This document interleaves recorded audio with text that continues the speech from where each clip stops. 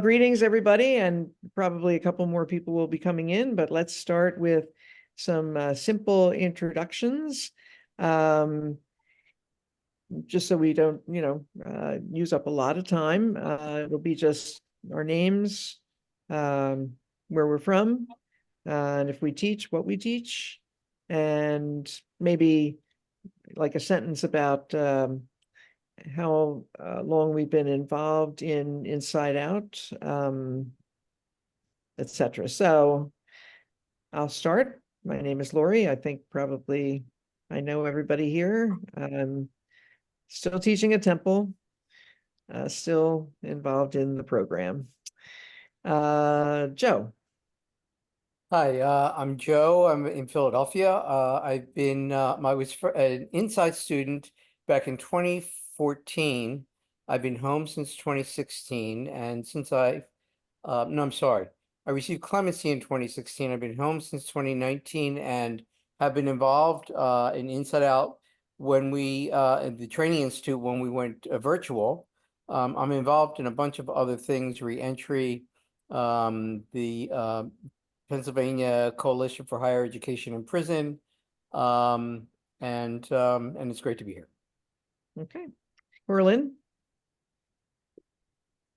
Hi, everyone. It's good to see you. I'm Coralyn Davis. I'm at Bucknell University on the faculty in Women's and Gender Studies.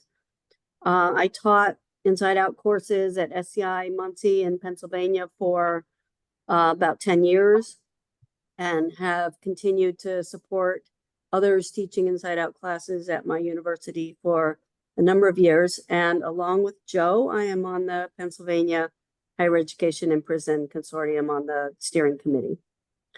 And shall I go ahead and pass it, Lori? I want to keep track. You'll do it. Okay. Yeah. Gina.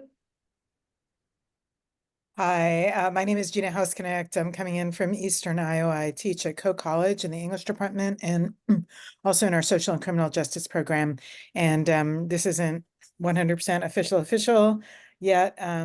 We've gotten our provisional, but not our final acceptance, but Coe will be provisionally accepted to start offering classes at Anamosa State Penitentiary in Eastern Iowa, which is a men's prison that has not had any higher education in a really long time. So we're really excited about that opportunity. It's going to be brand new for Coe.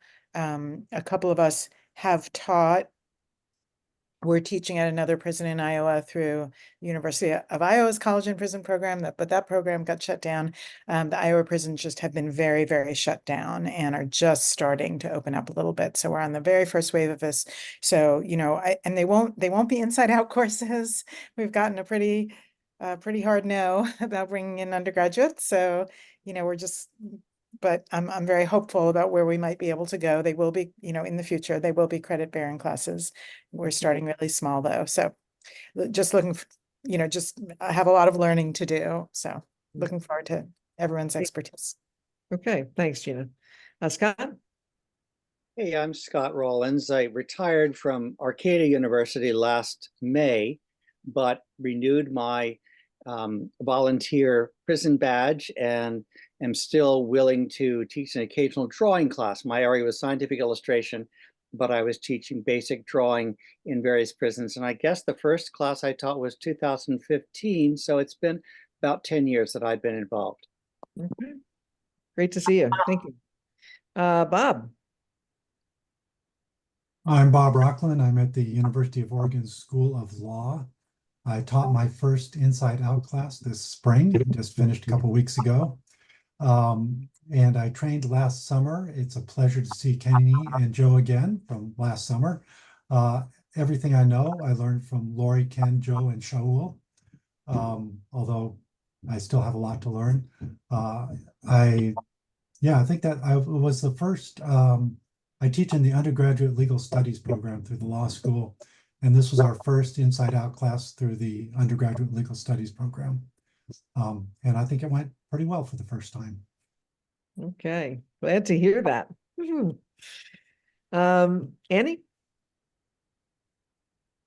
I am Amy Rody Wright. I teach at Siena College in upstate New York. I run the the new criminal justice studies program, which is restorative justice focused, which is very fun. I've taught behind bars for a number of years, but have never taught inside out behind bars. And so was just trained this past January. Looking forward to doing that this coming spring. Okay, good to see you. And Betsy? Betsy Linehan, I teach at St. Joseph's University in Philadelphia.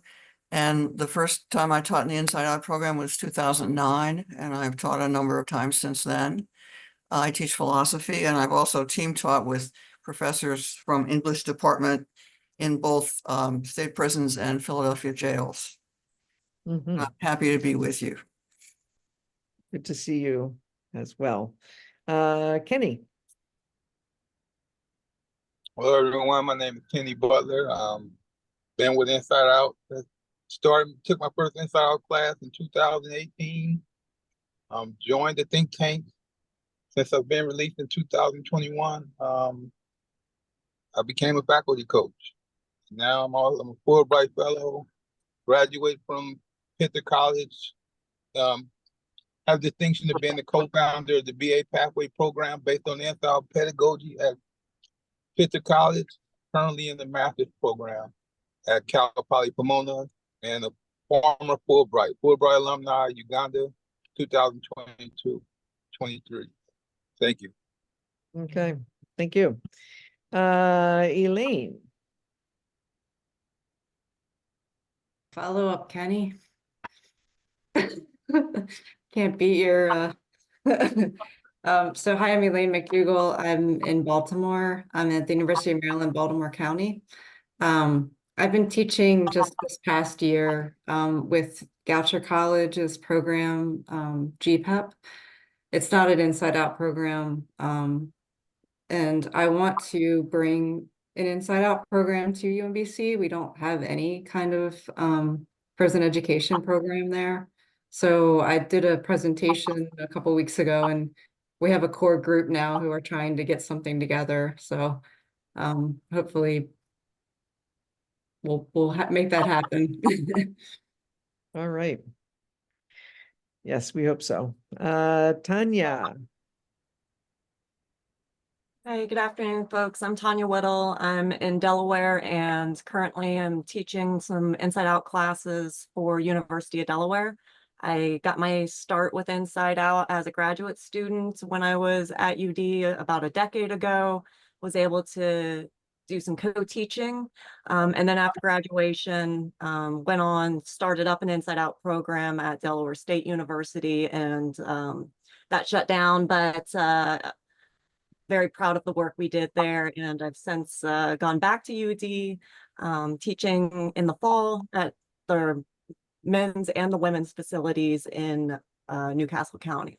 And so also shout out to Jennifer Earle. She's my chair and has been awesome in trying to learn about Inside Out since joining us. So I'm really happy to see her on here too. Mm-hmm. Thank you. And that's a perfect lead in. Jennifer? Hi, pleasure to join y'all. Tanya said it all, and thanks so much to Tanya for all she's done. I'm the new chair of sociology and criminal justice at University of Delaware. We're looking at trying to get more faculty involvement and maybe hopefully see if we can add a coordinator position. So I'm just trying to learn as much as I can and see how I can support. Well, thank you so much. Glad you're here. Shoshana?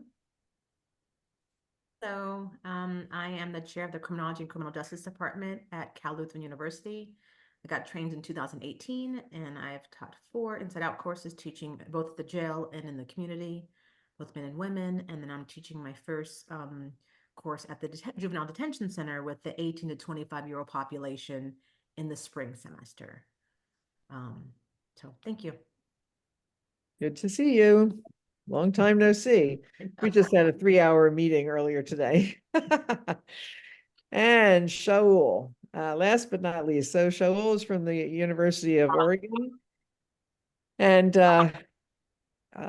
he has been involved in Inside Out for many, many, many years, and has a depth of understanding and wisdom that we will all benefit tremendously from. But Shaul, before you start, Anne Green. Anne? Are you there? Dan, I'm here. Okay, can you real quick just introduce yourself, where you're from and what you teach? Sorry, my mouth is full. Anne Green, St. Joseph's University. I teach writing. Just got back from SCI Chester, where I'm doing a summer thing on men who are writing letters towards commutation, which has just been amazing. But anyway, thank you. Cool. Well, you should meet Betsy. I wonder if you know each other. aha, I think you know the answer to that, Lori. Yes, of course, of course. We've team taught. It's for the rest of you. I know. All right, so Shaul, all yours. Okay, thanks, Lori, and good afternoon to everyone. Let me begin by putting a caveat to Lori's kind introduction. I still have a lot to learn, and every time I head out to a prison, all I know is that I can't be sure about what I will find there and what the experience will be. So we try to aim broadly, but be flexible so that we can adjust in the moment and more programmatically. We've been doing this at the University of Oregon since 2007. I joined in 2010. And we have grown in a variety of ways, and I'm eager to tell you about some of those, both in terms of what we're doing and sort of the how we do it.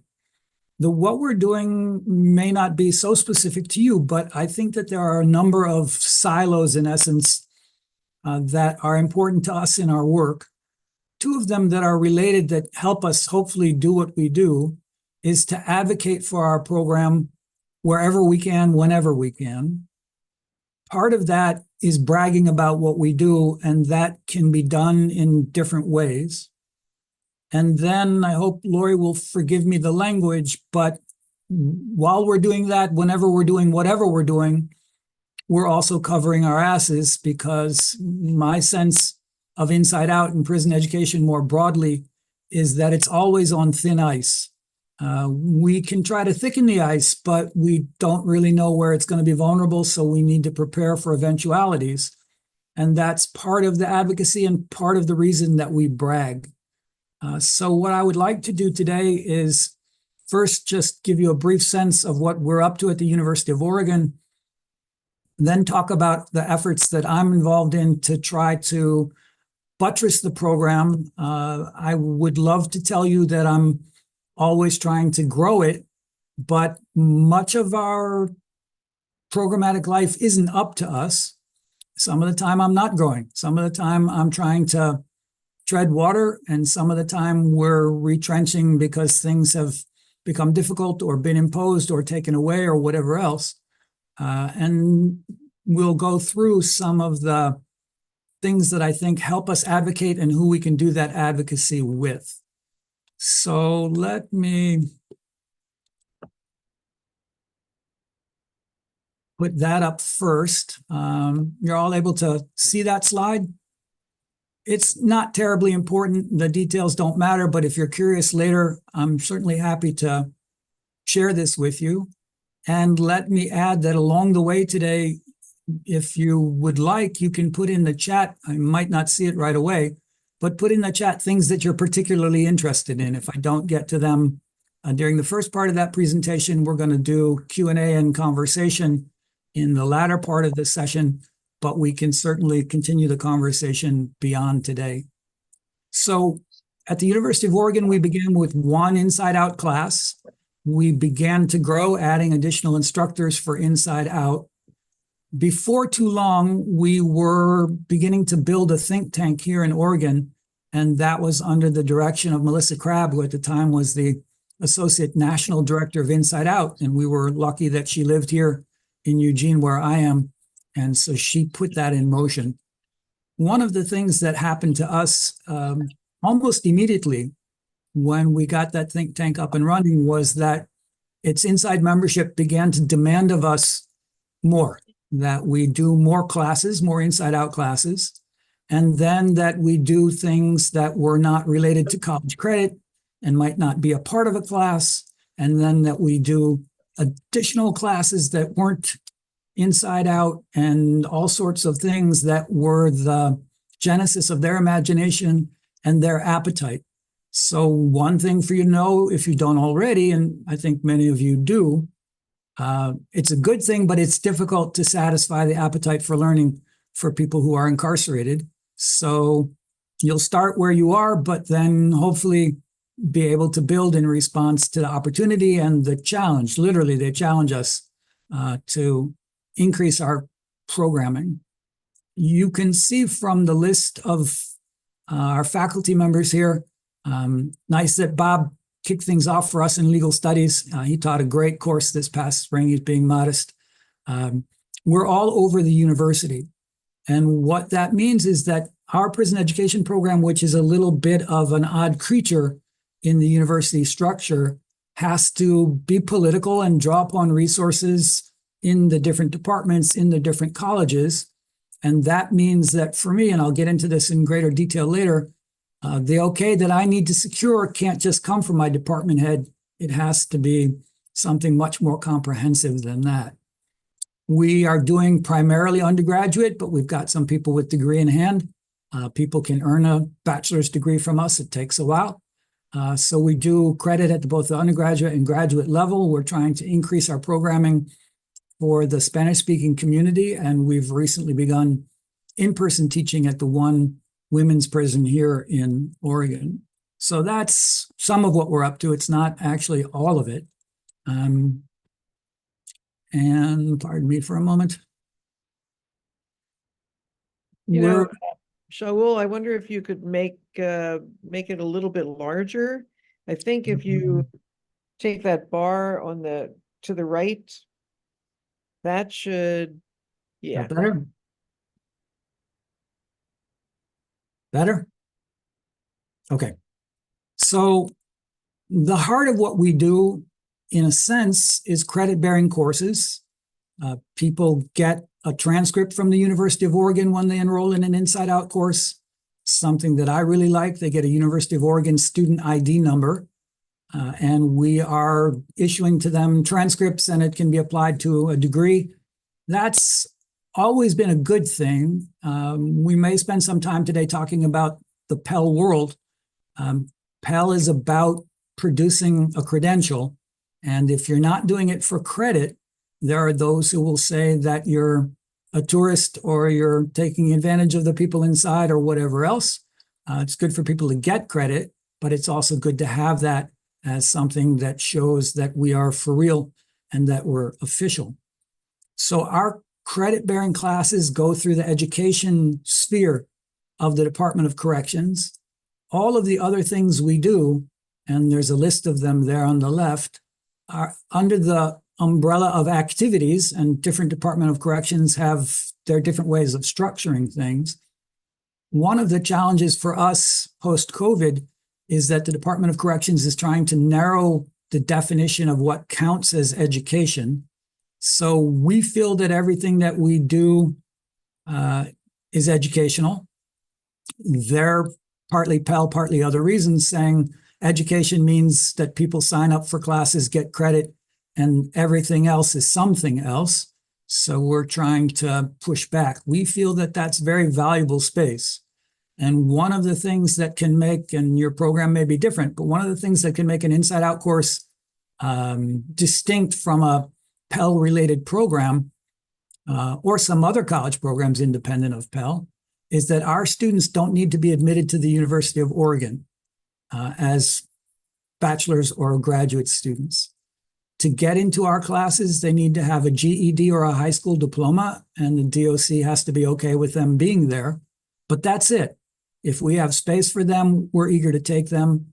For one class that we offer, the tuition is $50. If they don't have the $50, we pay the $50. So we're available to a very broad sector of the incarcerated population. And in that broader Pell conversation, one of the things I'm finding I need to remind people of, and sometimes they don't want to be reminded or they are resistant to this, is that Inside Out is inclusive. It's not serving an elite that wants to and can be admitted to a degree granting program. And we feel like we're benefiting all of those individuals and the broader community by having people involved who are not necessarily interested in or able to pursue a college degree, or it's not yet time for them. So all of those things that I've got there on that left-hand list are things that we're doing in the various prisons. Again, many of them at the suggestion of people on the inside that say, why don't you do this? Why don't you do that? You see there something that says emergence. We had our 5th annual art exhibit, Art Produced Inside, that gets displayed both inside and then outside here in the community. Absolutely a demand from the people inside that we share their talent and creativity on the outside. When they proposed it, we said, it's mission creep and beyond our scope. And they shamed us and said, you're educators and art is part of your world and the humanities. How dare you keep us out? And we succumbed to that, I'm glad to say, and have been very successful with it. A couple of things that I don't have up here and won't spend time on today, but we provide television programming that's shown in-house throughout all of the state's prisons, pre-recorded programming from campus. And we also have an interactive packet for people who are held in solitary confinement that gets distributed to them that has a range of things from academic to pretty pictures to how to do yoga or meditate in your cell and stories and all kinds of things. And it's, we're told, a whole lot better than whatever comes around on the library cart in solitary. And when they get that packet, they can send us responses to prompts that are in there, and then we can respond to them. So they're able to connect with someone on the outside, with someone at a university, even while they're in solitary. And we're very pleased that that's going on. Again, something that our inside crew said, you can reach us, but there are people in here that you can't get to physically. You're on the hook. You're responsible for them too. And so we together developed this program to serve that population. Shaul? Yep. Can you just share quickly give us some examples of some of the stuff that is on the in-house TV network? Sure. So some of that is just campus activities. If there's a speaker or a panel or something like that, we'll record it and put it inside. If there's something going on culturally on campus, we might put some of that on there. We also have some basic how-to things that people inside told us they were really eager for. How do you create a budget? How do you work this kind of academic navigation? How do you set up a cell phone? Some pre-release types of things. So it's a blend of regular campus stuff and then some things that are specific, including lectures tailored to an incarcerated population. So this is something different. The world of incarceration is ginormous, as you know, and there is a lot about higher education and prison and academics and all of that. One of the things that I find it valuable to stress, and this is prior to Pell, but especially since Pell, is that there is benefit from being involved that is earned, that is accrued before and independent of a diploma. So we are making the case that somebody who takes an inside out course or one of our inside only classes or comes to a workshop or even just shows up on a given day for a speaker from campus and some Q&A, that they're benefiting from that and that that's valuable to them. And many of you are experienced. It won't surprise any of you to know that there's tremendous affirmation from our students and participants inside that these are things that they find enriching and rewarding, and they are very eager to get more of that when they get a taste. You may have seen language in your facilities, as we have out here in Oregon, about how when they're doing this, it feels like they're not in prison. They are, of course, in prison, but they're getting something that can be useful to them in there. And one of the things that we're learning, particularly in the prison where Bob taught this spring, the Oregon State Penitentiary, the max facility here in the state, is that our students are sharing things in class with people who never get to class. And they're giving us examples of how readings are circulating and models and methods are circulating, and some of that is life of the mind, but some of it is also diffusing difficult situations and building community in healthy ways, all of that good stuff. So on paper, it's a class, but particularly for people who have been deprived of circulation in a broader world, these are learning and life opportunities that are really important. And I first learned that when I trained with Lori out at Graterford a long time ago, and heard from the think tank there what this all means to them. And by the way, I read the journals and the books and all of that, but most of the vast majority of what I know about prison comes from people in prison. And I've never spent a night there. So there are all kinds of things I don't know, but I'm appreciative of the things that I have been taught by everyone along the way. This last bullet point here, greater employment prospects post-release, that's one to be attentive to. So this, and you're welcome to copy this or I can send it to you, I find really helpful. The National Association of Colleges and Employers has a list of what they think is most valuable in their employees. And when I look at this list, it doesn't say that it's accounting skills. It doesn't say that it's programming skills. It doesn't say I'm a geographer, that they know where all the capitals are, though that's not really geography. It says it's the kind of things that will come from any one of our inside out classes and from many other classes that we teach.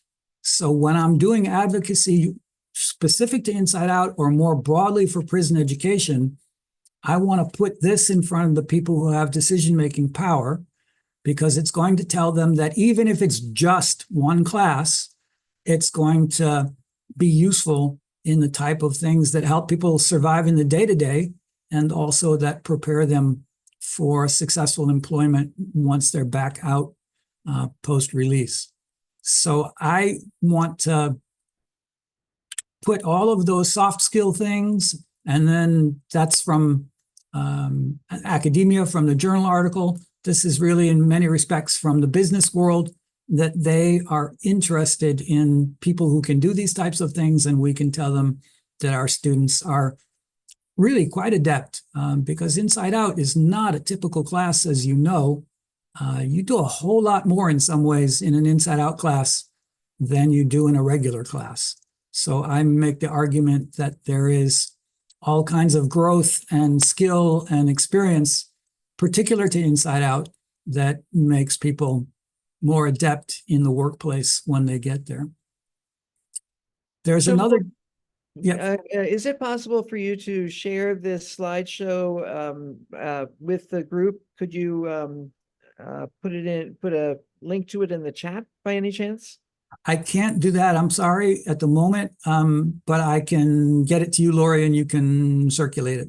Okay. Or people can email me directly. That's fine too. Okay. All right. So I'm going to shift in just a moment to the targets for my advocacy. And I mentioned this before I do that. We feel like we are, and I trust that you'll get this language, both sides of the aisle benefit. So we're out here in Oregon, a blue state, but with some hardcore rural areas that don't necessarily view the world in the same way. And we need to get support broadly. And there are all kinds of people in the world who are not favorably disposed towards people in prison. So how do we say that they should be getting this education, particularly, and we don't talk about this much in public, when our students inside are getting it at an enormously discounted price compared to those who are out here on campus. So we have all of the education is a right and social justice and social welfare stuff that we can point to on one side of the aisle, and it's well received there. And on the other side of the aisle, we'll offer that for sure, but we're also able to come at them with the RAND statistics that say that $1 invested in education for people in prison saves $5 in reincarceration costs. So it's economically valuable, and there are a whole lot of people who care about that. And then it also is enhancing public safety because people are coming out of prison equipped to be productive and find a good path for themselves. And so it's a common sense thing for the community to have people releasing from prison equipped to do well. And we're going to make that argument as broadly as we can. I should say, by the way, I'm not at the moment. I'll come back to it. I will take a look at the chat shortly. But if you've got something, as Lori's doing, feel free to unmute and holler at me, and I will address it. Okay. All right. So who am I working on? So beginning closest to home, on campus, I need to have a lot of allies. So a key one for us at the University of Oregon was the registrar, who made the decision that this could count for credit for people who weren't enrolled in the university. He then did an interesting thing for us. He said, so let's count it as community education, as we do for people out here who might come to take a class, but are not enrolled at the university. So that's where we get our $50 tuition. What that means for us is that every inside out class is actually 2 classes. It's 1 class for the outside students who are paying a regular tuition as a number, and then same course number, but different registration number for the inside students, and they're then paying that different tuition.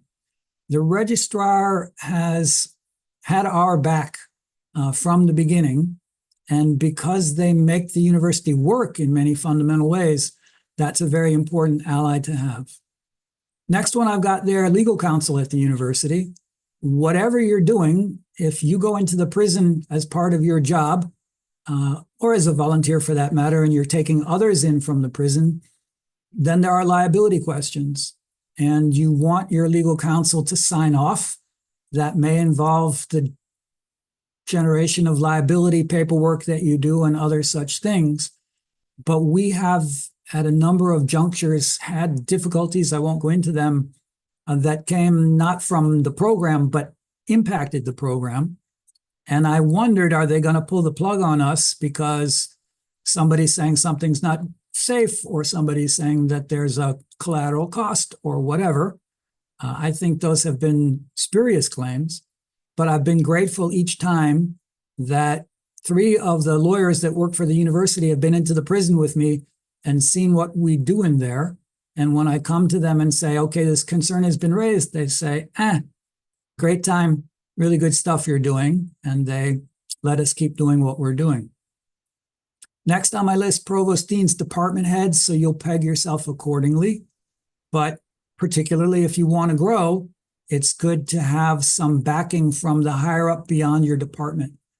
Inside out teaching is demanding. And for us at the University of Oregon, we've got 13 outside students in a class. And some of my bosses say, you're teaching a class to 13 students. I could have you on campus teaching to 200 or 500 or whatever else. So why will we let you do this when it's so expensive in that regard? And I don't necessarily have an answer for them in relation to those that are numbers crunchers. One of the things I do tell them is that this program consistently generates course evaluations that say whatever the course was, whatever the student's major was, this is the most impactful course I've ever taken at the University of Oregon. So it's good for the students. The faculty love it and it invigorates them. And we regularly have students, including in our honors college, that tell us they heard about Inside Out and the other stuff we do, and that's why they chose to come to the University of Oregon. So again, the advocacy and the bragging can go together when you're approaching the higher ups and making a case and trying to justify the various costs of what we're doing. So fundraisers, universities have different names for it. Ours is currently advancement. It may be that you're modestly sized and you are in budget and great, you don't need to worry about that. But maybe for some extras or for things that are not covered by the budget, you need some help. So it's good to get your fundraising apparatus aware of the program. Again, one of the best ways to do that is to get them into the prison to see what's going on there and to feel that energy.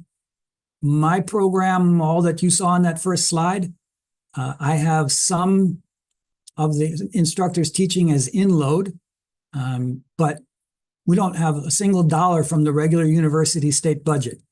Everything that we're getting beyond that is grant or donation or donated labor and various other things. So it's good to keep an eye on the fundraisers and have them keep their eye on you. Next up, student government, and this may be an oddity, but we began here at the University of Oregon only in the Honors College.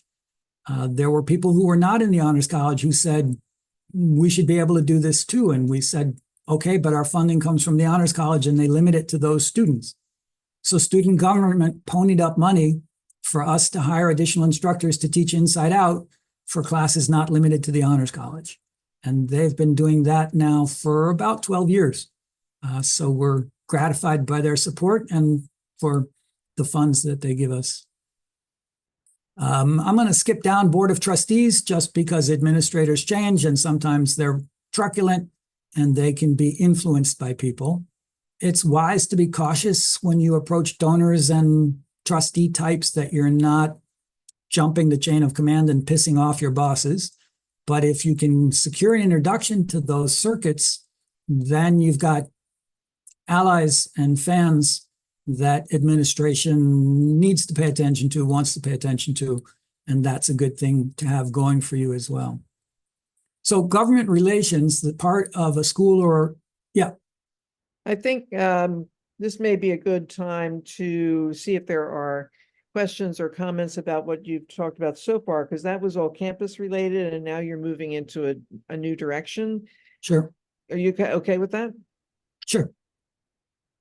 So anybody have any questions, thoughts on what Shaul has covered so far? I wanted to ask something. Please. Yeah, I was curious about the administrative part of scheduling classes, and I mean, who does all that? I mean, that doesn't fall on you, does it? Unfortunately, my university has just done a huge reorg of all administrative and clerical staff tasks, and it's now thrown to a pool that circulates. That doesn't work for us. You got to know what you're doing with the Department of Corrections and be good at it. So we can't have it be random. So it is on us in the program to do all of those things. We also are wary, and this is part of the cover your ass part, of people reaching out to the Department of Corrections who don't know what the flavor of the week is over there. So on the one hand, we need to, and on the other hand, we also want to, because we're less likely, not guaranteed, but less likely to screw it up. But it is also, Elaine, important that your administration understand that you're doing that so that they get that even if it's just one course, there are aspects of that that are not typical. And so when they're thinking about how you're spending your time and what you deserve, they should be aware that you're working in different ways and in some respects harder ways than the campus-based classes. Did I get it? Okay. Yeah, thank you. Sure. Corlin. Thanks so much for the presentation. I want to just say first that I think the stuff that y'all are doing with folks in solitary is amazing to me. Never heard of that before. And I just think it's so incredible. I have a question that's very particular based on an earlier slide about academic advising. Mm-hmm. And can you talk a little bit about how that works, where you are, how you set it up? So it's different things for different people, of course. For people who are interested in earning a degree, then we're going to bring in a regular advisor who can chart through that. For people who are interested in individual course offerings and maybes and other such things, then I might be doing that, or my program coordinator, who's also an inside out instructor, Katie Dwyer, might be doing that.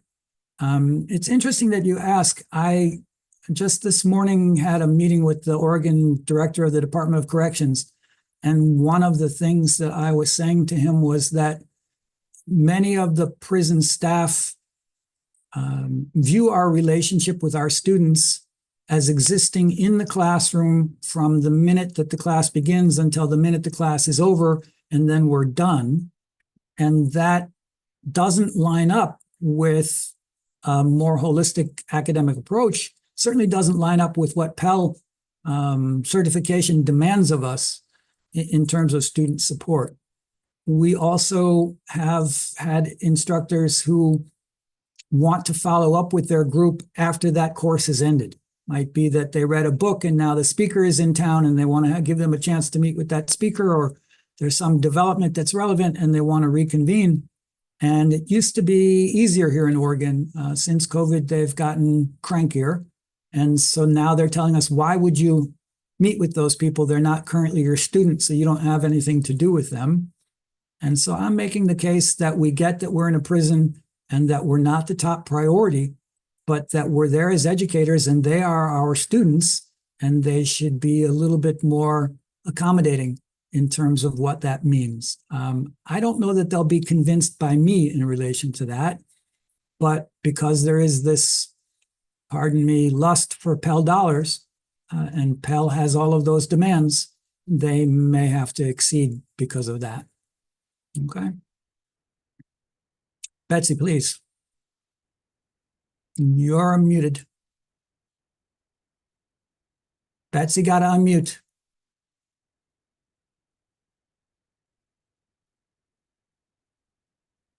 Lori, can you unmute her from your control panel? I don't think I can. Okay, I think I got it. Okay. Quick comment on the trustee to mention. I just wanted to say from our experience at St. Joe's, and I know we have a great diversity of higher education institutions, but if your institution's mission, as is the case with the Jesuit schools and probably Siena and other places like that, is a good fit for this program, which ours certainly is. And if the administration has bought into that, then bringing on the Board of Trustees is a real possibility. We had a session at a Board of Trustees meeting where we had teachers and students doing demonstrations and talking about the program. But that was only because the administration was in total support. We could never go beyond them to the board and override them. But if it fits with the mission, I say make the most of it. Mhm. Absolutely. And we try to tailor those things. So for instance, we, with our think tank, we wrote a book review for an academic journal about a book discussing deprivation of civil rights for people incarcerated in Ireland. We invited the elected officials in the week of an election here to talk about voting rights in Ireland, but of course it was about here as well. We have had common readings that we've done with people. We have had testimonials of various sorts. So you're right, get them in there, get the lawyers in there, get everybody in there if the prison will let you and if it can absorb that flow, and then tailor it to what will be the most effective message. Thank you.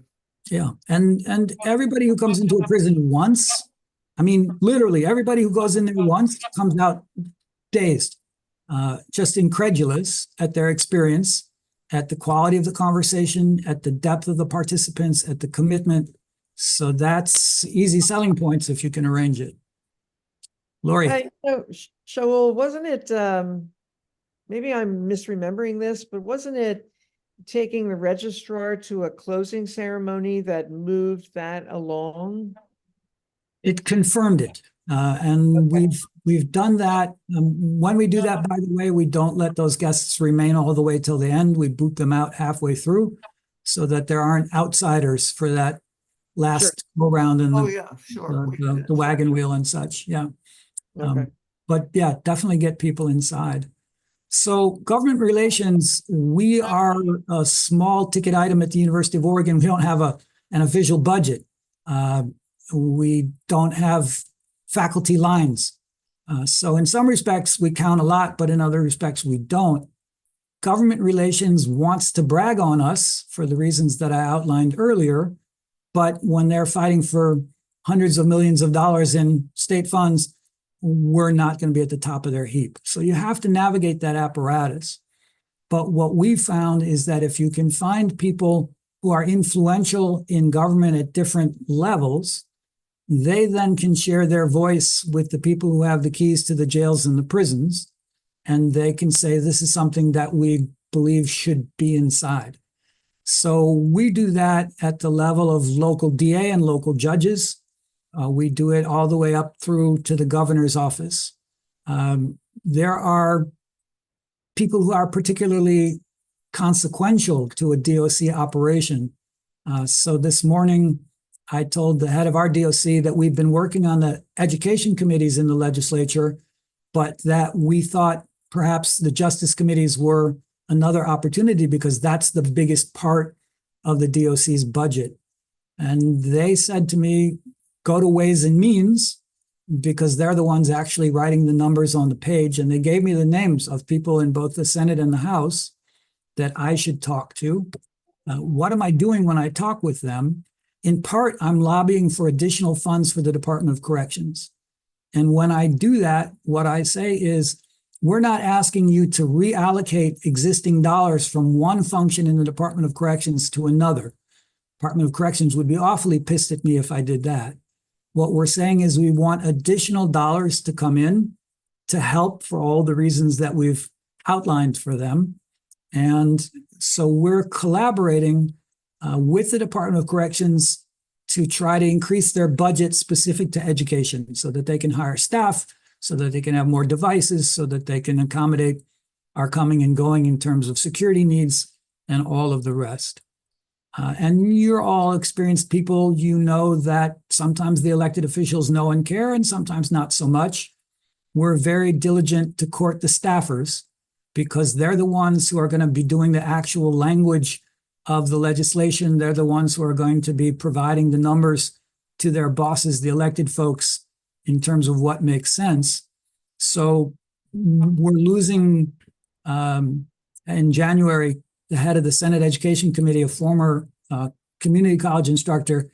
He's fabulous for us, but I know all of his staff, and they'll be the staff for his successor as the chair of that committee. So they're going to help me get access. And it's politics. It's not something that I imagined earlier in my career that I would be doing, but I need people to say yes, and I need funding for it, and I need coverage. So I'm spending the time in the legislature and in the governor's office. Governor's office, they have all kinds of committees. So they can arrange for me to appear before those committees, perhaps to be a part of one of them. I'm on various different committees in the legislature, and soon to be, it seems, some things in the governor's office. Those might be the Criminal Justice Commission. Here in Oregon, really interesting circumstance. The current chair of the Criminal Justice Commission was himself incarcerated, post-incarceration, got himself trained as an inside-out instructor, and was then for 25 years the executive director of one of the most successful reentry operations in the country. So we're pals. And the fact that I've got people in those circles talking about us with the governor, with the legislators, and then with the heads of the Department of Corrections, they know that we're noticed and that people have an interest in us and that we count. And therefore, they're more reluctant to shut us out, even if they might want to, because we're a cost or a headache or a risk or whatever else might be their concern. If they know that we're networked, then they're going to be more cautious about that. And please. This is a fabulous program. I'm just wondering about staffing. So how many, is it just you administering the program, or how many people are administering this? Yeah, in just real practical terms. And then how often are you actually in the prison as opposed to outside doing that kind of work? Because both are really important. Sure. I'm actually embarrassed to say this. They're not sure how much of my FTE is absorbed by this role, so it's unclear. and I don't get paid for it. I don't get any extra money for it, so it's cheap for them. I have a program coordinator I mentioned, Katie Dwyer. Katie is a 0.66 FTE at a lousy hourly wage. So we make it go, but it's underfunded, and without that goodwill, it wouldn't be able to do many of the things that it does. We also, I'm glad to say, have an increasing number of instructors, whether they're active or maybe phasing into retirement or even retired, who are participating. And some of them do it for free in addition to their regular teaching load. And then for the university's metrics, it gets counted as service because they're already teaching all the courses they need to. Now they're teaching another one. So it goes into that column. But it is honestly a whole lot of work. And we have over the years at times had staff support at a 0.25, but with this new model, we really don't have any other people volunteering that we can rely on that know better than I do how to make certain of the mechanics of the university work. So all of that stuff. So I'm sorry, but in your ideal world, what kind of staffing would it need to continue with this level of success? I would say sustainable. Yeah, for what we're doing, probably 2 full-time positions. We also, I should have mentioned this right off the bat, we exist, we survive, we thrive on the back of an incredible cadre of interns. Lori has some of those as well. This past year, we had 13 interns, which is a huge number, but they were all very busy. And they're doing all kinds of fully engaged work inside the prison with us, in the courses with us. And they're also doing scut work on campus. So we couldn't do it without them. Your other question about how often in the prison, as I mentioned, they're being stingier with us than they had been prior to COVID.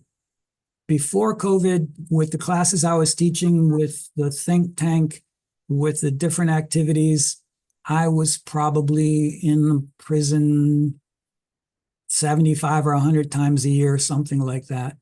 And then the prisons are, most of the prisons where we're working in person are in the state capital. So then I'm already there for all that governmental stuff. But I do truly spend a whole lot of time knocking on doors and making the rounds. And it's necessary, so I don't begrudge it.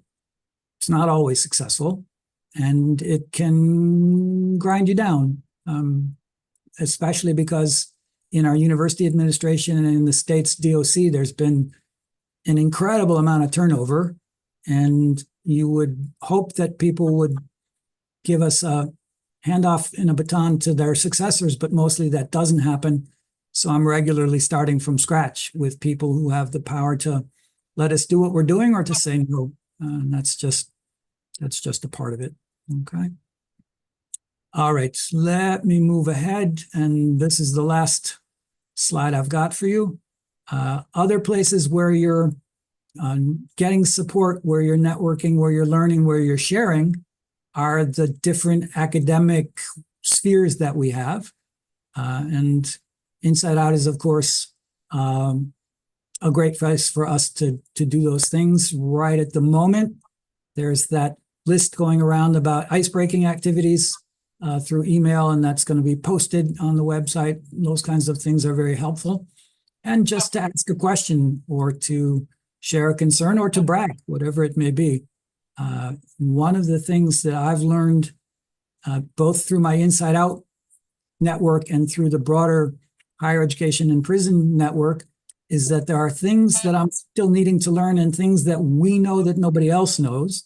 And it's really good to be able to talk about that with others, not to have it all bottled up and to be in a bubble. So I really encourage you to find those opportunities to engage. Last bit, Department of Corrections. I don't know what yours is like. Ours has a posture at the top of being progressive, maybe.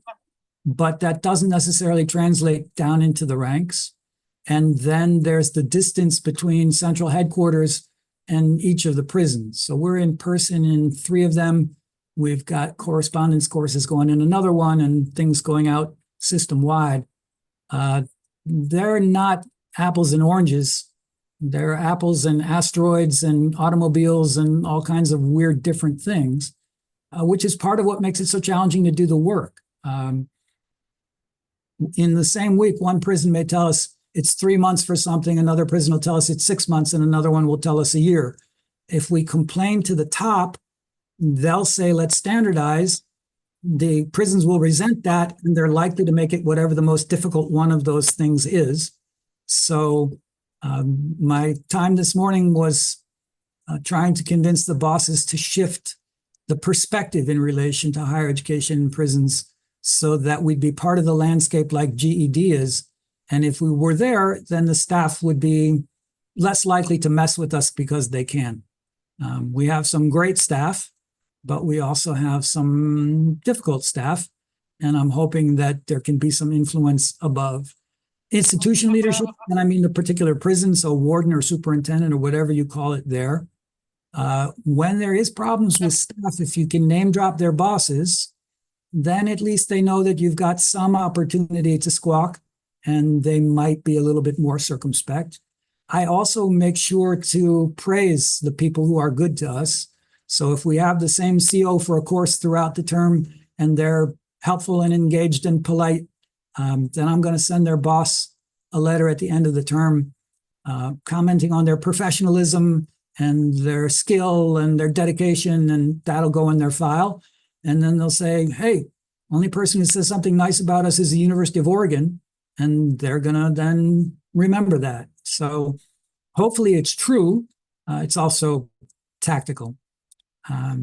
Within the prison, then you've got the people in charge of education and activities. I spoke to this a little bit earlier. One of the oddities is that some prisons have dedicated education space. So what do you do if that space is full? When you want to have a class or do an activity, they can just say, sorry, we're full up, come back next year. We have, over the years, a little bit less these days, but generally been able to shift to other venues. So that might be an activity space or a chapel space, or even occasionally a visiting space. But we're not going to get most of that from the top leadership, and that can't be the COs. They're not authorized. So it's those middle managers with specific functions that can help you make your work go. And then shift leadership and the CO's union. Again, I tell my students that we want everybody at the prison to smile when we get there. So that's our classmates and it's the staff both. And one of the things we know is that some people view our going in there as valorizing our inside students or whatever else, and there can be some emotions around that.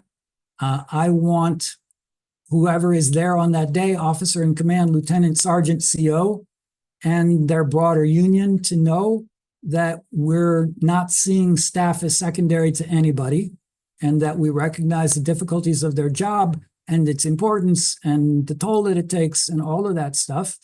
And we engage with them as we're encountering them.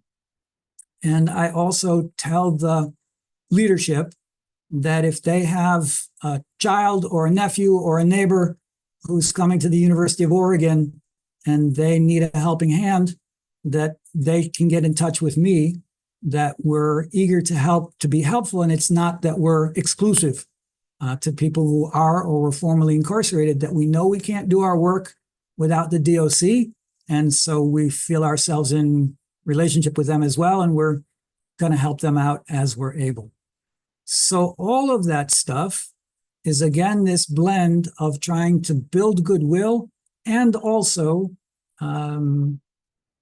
be prepared for whatever goes awry, so that there will be people who are more likely to listen to you and to perhaps be sympathetic.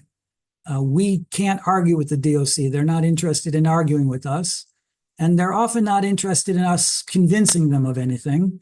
So it's just that we have paid our dues in all kinds of ways, obvious and more subtle, in advance that we hope then that we will get the benefit of the doubt. And I just real quick had an interesting example of that I shared with the director this morning. There was a 2-week lockdown, and it was 2 weeks, not because it needed to be, but because the federal dollars kicked in. So there were no activities. Everybody's in their cell.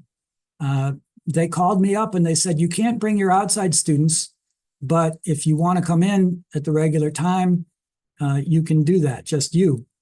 When I got there, my students told me that they thought that they were getting sent to the hole because that's the only reason anybody was getting let out of their cell during this lockdown was to go to disciplinary segregation. They found themselves in class. I didn't even ask for it. They just were looking out for me, and they did it with limitation, but still an enormous opportunity and a gift. I don't count on gifts. I don't count on breaks, but I'm going to do everything I can to position myself in the program so that they don't see us as antagonists, and hopefully that they'll see that we're serving the interests of everybody who's inside that place, whatever kind of uniform they're wearing. Okay, I've gone a little bit long. I should stop, and I will say others of you undoubtedly have things to share that I haven't touched upon. Please do. And questions, all good. Let me say that we learned from the first time we did one of these Zooms that when we do the introductions at the beginning, we need to add time on the end. So we'll go until 10 or 10 or 15 minutes later. But, you know, obviously people should leave when necessary. I just want to say, Shaul, that was incredible. I mean, I know you, I've known you for a while. I learned a tremendous amount through that, and am really impressed at your strategery. I mean, what you do, you and your folks, is very strategic on so many levels. It's really quite impressive. Thank you for sharing all that. I appreciate that. And it doesn't come to me naturally. It's of necessity. And I've had many good teachers starting out in Philadelphia and then all the way through all the prisons here. And the conversations that I've had with people part of this and other higher ed inside communities. So as I say, still got plenty to learn, but I've been through a lot. Mm-hmm. Okay. Thank you, Sue. Who's got a question or something to share? I wonder if you could share, I'm not sure how to phrase this, and I am aware that this is being recorded, but a very difficult situation or moment and how you dealt with it. There have been any number of those. You want one that's inside out specific? Yeah, I think that would be helpful. So we go over the rules. I meet with every course, doesn't matter if I'm teaching it or not. I meet with every course with the students before they go into the prison the first time. My interns call it, and I don't like it, and I ask them not to, but they call it the fear of God talk. And it is intimidating. And what I'm telling them is that if they screw up, this can go away. And that might be annoying to them, but it's of much greater consequence to the people inside who don't have these opportunities on the daily as they do. And to be candid, I also tell them that there are people inside the prisons who are very invested in this opportunity. And if someone inside is involved in doing something that makes it go away, they will be held to account by the system, by the staff, by the DOC, but also by their peers. And I don't detail that, but I tell them, you don't want to have anything to do with that. You don't even want to know about it, but it's real. Despite that, we have at times had things occur. And I'm sort of stuck because it's worse if the DOC, I'm stuck. If the DOC thinks I didn't know it happened, then they say Shaul doesn't know what the hell is going on with his program and the whole thing is a risk and should be shut down. If I do know what happened, then they say, what the hell is going on with Shaul? how come we found out about it and he didn't tell us? So it's a rough space to navigate. But it has involved things as innocent as one week someone was talking with another student from each side of the class about their favorite music, but they didn't have time to finish the conversation. The next week, one of them brought in a list of their favorites and handed it to their classmate, and the camera sees a note and it's not course material, so it's an escape plan or a marriage proposal or whatever else, and they don't care what I tell them it is. Similarly, at the end of one class in one of our prisons, one of the outside students, as they were leaving, yelled at a distance to the inside class, 40 yards away, "Love you guys." And what staff reported to their bosses was that one of the students said, "I love you" to another student. So we're running a dating game or something like that. So all of these types of things can manifest. We also have inside students who we have been working with for quite some time and have strong connections to, who get in trouble for things related to our program or not related to our program, but then there's some question of, can we be advocates?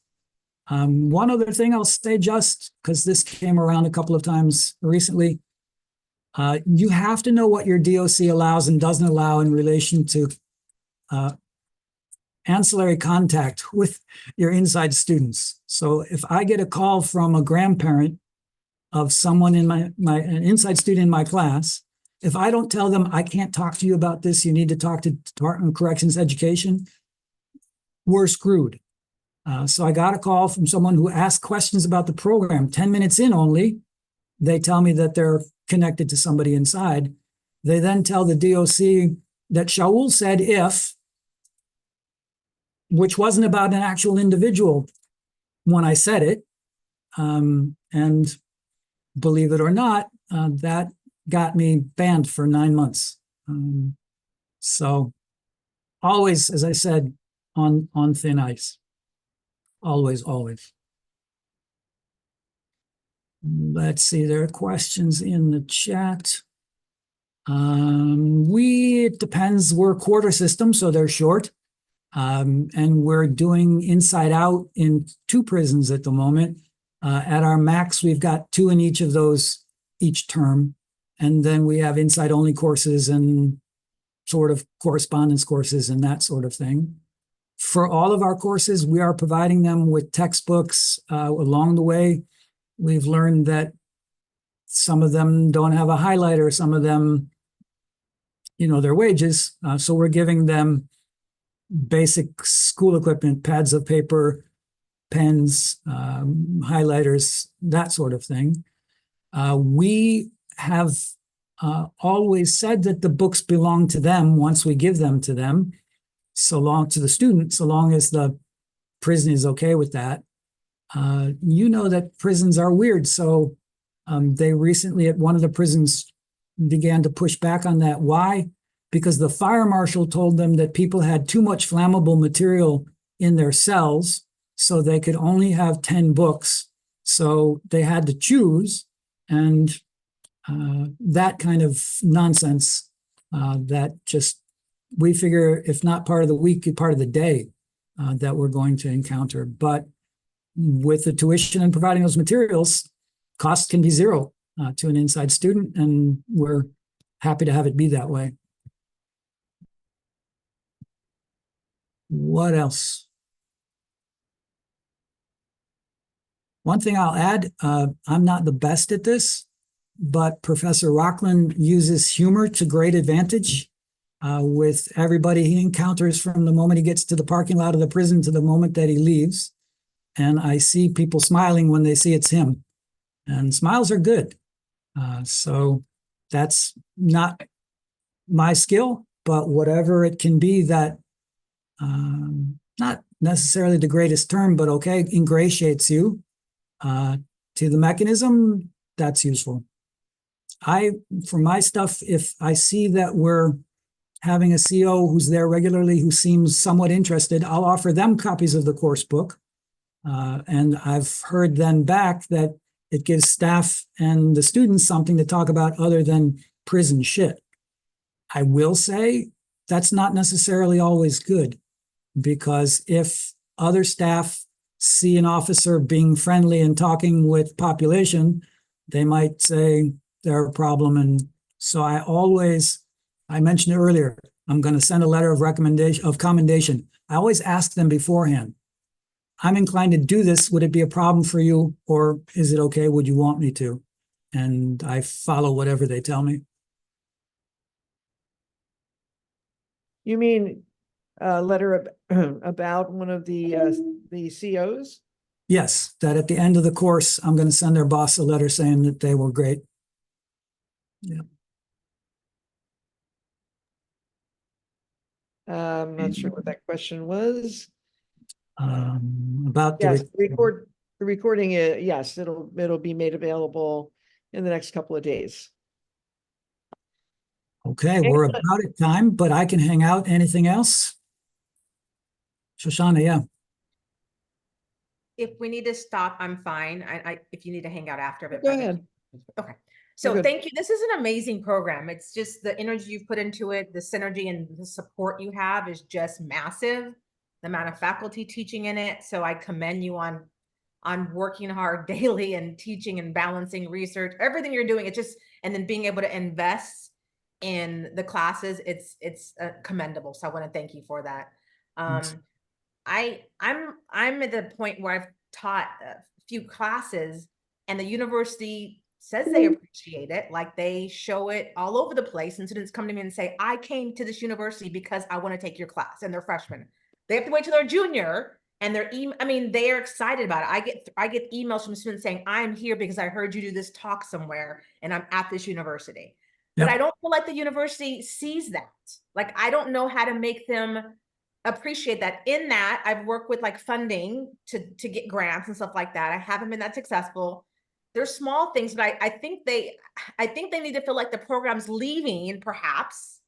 I don't know what direction to go to say, okay, I need more support, more synergy, more, and every university is in a situation where there's many aspects of them being financially strapped, but I just don't feel like they value it in the way that I want them to. And I'm not quite sure the direction to go. Like, is there a letter? Should I send a letter? I mean, I did it like in my end of the year report. I'm like, I need more. I can't just do this by myself.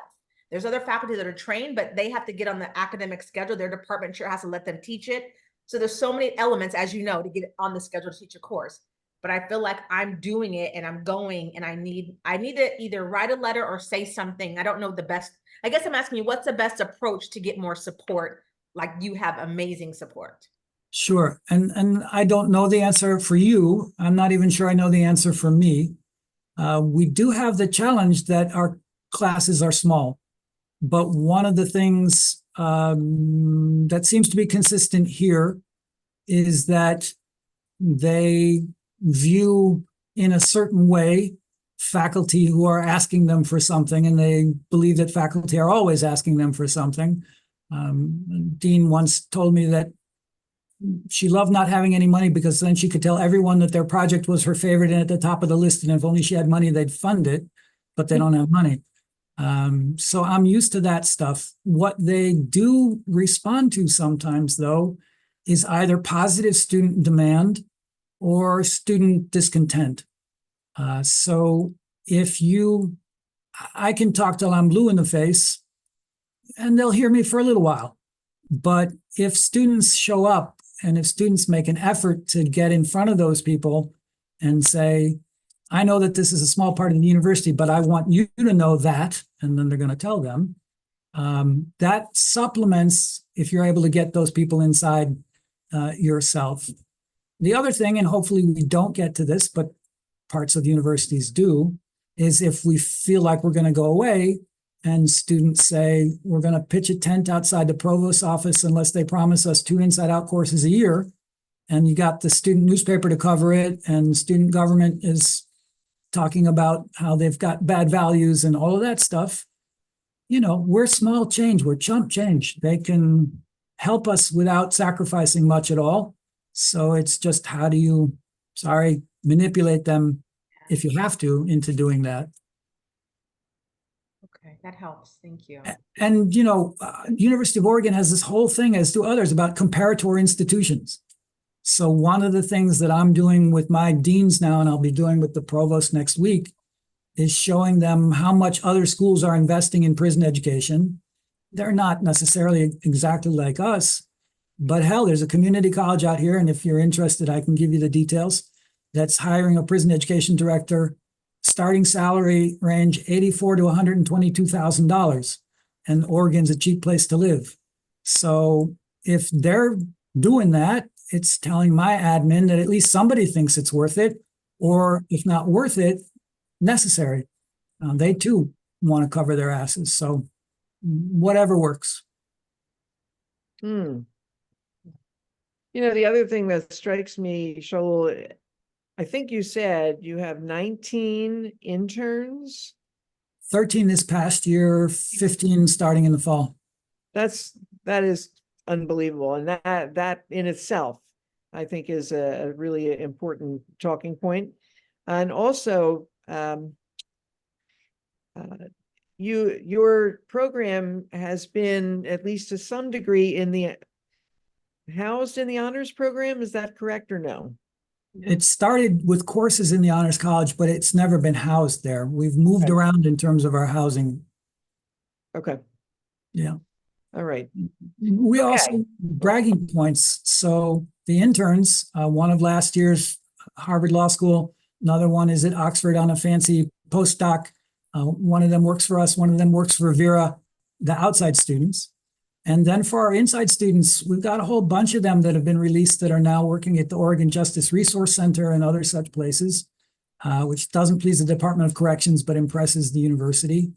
But I also want them to hear from people who are working literally at the sawmill up the road, and they're saying that their life was transformed by an inside out course while they were incarcerated. Some of them say literally they're alive now because of that opportunity while they were in prison. Others are saying that their job doesn't tie into those skills, but their life does. And so they're more successful because of that. And this is my own perhaps peccadillo with the whole Pell thing. I don't want this to be elitist. So I'm eager for them to hear from the less credentialed as well as the more credentialed. Yep. Absolutely. This has been really wonderful. Shaul, thank you so much. My pleasure. And anybody feel free to say hi if I can be of help to you in any way.